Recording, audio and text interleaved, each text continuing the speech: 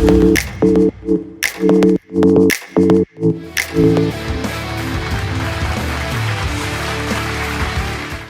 me start with asking you a simple question. Have you ever walked into a room and instantly felt small, and then walked into another room and instantly felt powerful? Same you, different energy. So, what changed? Not your face, not your degree, not your bank balance, your identity.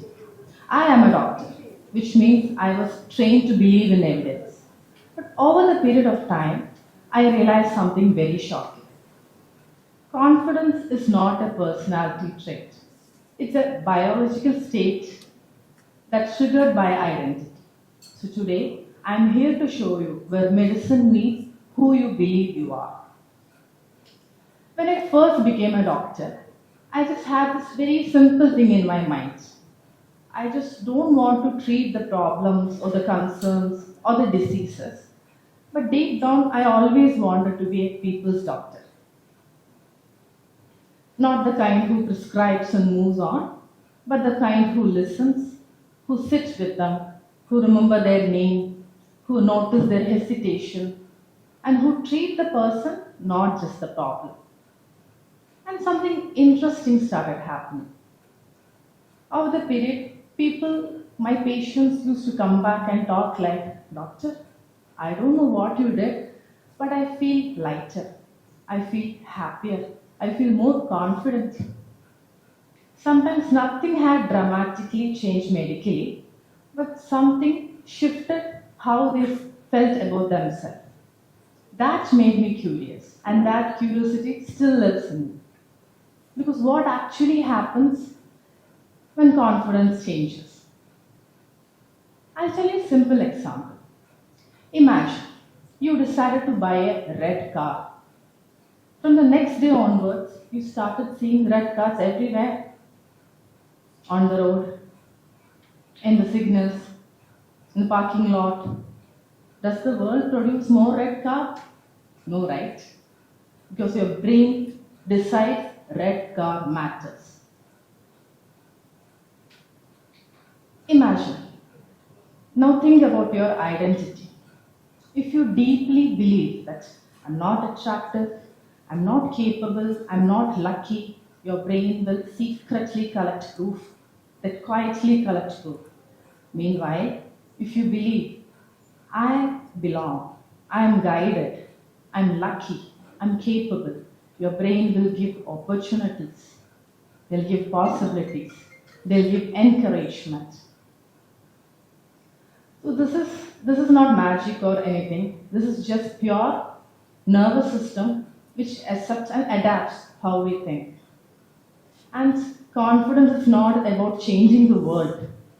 It's about how our brain change, how to notice its difference. In my practice, patients usually don't come and say, "Can make me perfect." They usually come to me and say, "I don't feel like myself. I don't feel like myself nowadays." That line, that line always stays with me because that's one feature they'll be having, they might be obsessing for years and years. And that one obsession has become a part of their identity. Medically, safely, and ethically, after addressing it, something interesting happens. They come to me and say, "I don't know what you did, but I feel confident."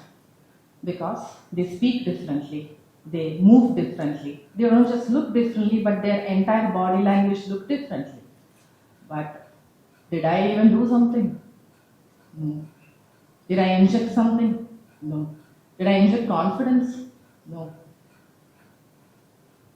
It's all about how they perceive things. Because I didn't inject confidence, but it's about the patient, how they felt when they talked with me. One of my very close friends once told me how things magically work for you, Shahna. I laughed because from looking from outside, it might look magic. It might look like luck. But it's not. It's my identity. Because I truly believe things will work out for me. I truly expect things will work in my own way.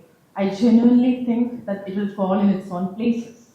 So automatically, my brain will tend to things that are similar to what I wish.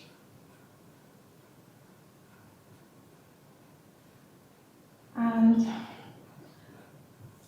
imagine if you feel insecurity and if you feel incapability, what do you usually do? You might panic, you might be nervous, and you will just stress over it, right? But let's do a simple test. Just sit in the same position and relax your body and just push your shoulders rolled forward and put your chin slowly downwards and make your spine slightly softer. In that position, tell yourself, I don't belong here. Will you notice something? Your chest, your energy in your body, your breath. Now strengthen your spine. Lift your chin. And tell yourself that I belong here. Can you notice anything? The energy shifted. It's never a motivation, it's never something that we are putting inside your head. It's just your nervous system is adapting to what it believes is true. Because confidence is never how we learn about we have to do things like this or we have to do things like that. It's about how we perceive, how our nervous system actually aligns. It's called alignment. And that alignment compounds. And then compounds responds to biology. People use this word manifestation.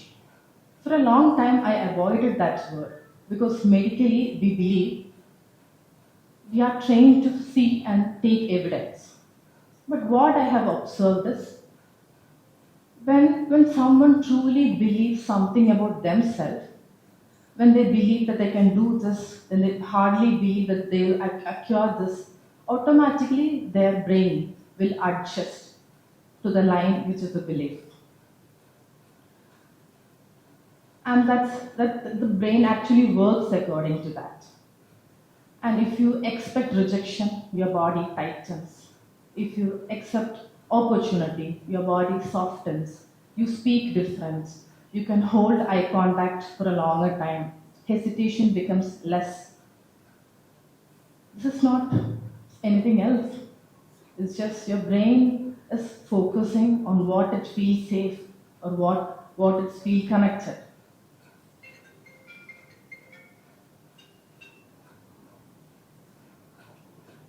Have you heard about the word luck? Because luck is often a label that we give to patterns that we don't see. Because hard work doesn't come with skills. Hard work doesn't produce skill. If we constantly, repeatedly keep showing yourself, even when the days when you feel not confident, your brain will automatically start moving according to that. And you will shift from the someone who tries and you become someone who does. And you can see, because the hard work doesn't magically give success. Hard work doesn't magically give success and hard work doesn't magically give skills. Because when identity changes, automatically your intention changes. Automatically your behavior changes. And you will start thinking about the things you have missed.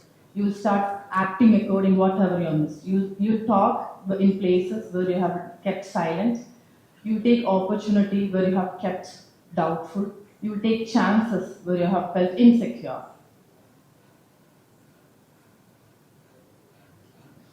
Because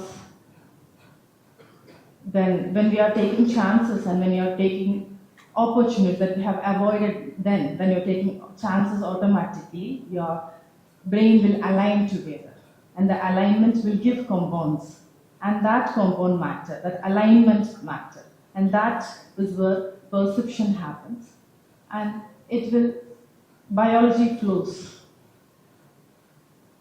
Because confidence is not something that you can put on, it's something that your brain feels it's safer.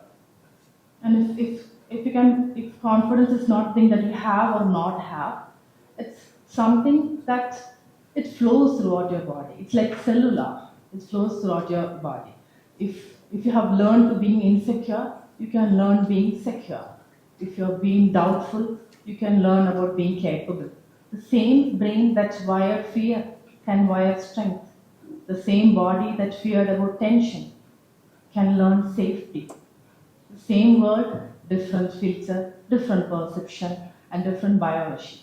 So if confidence meet identity, confidence will become cellular. Thank you.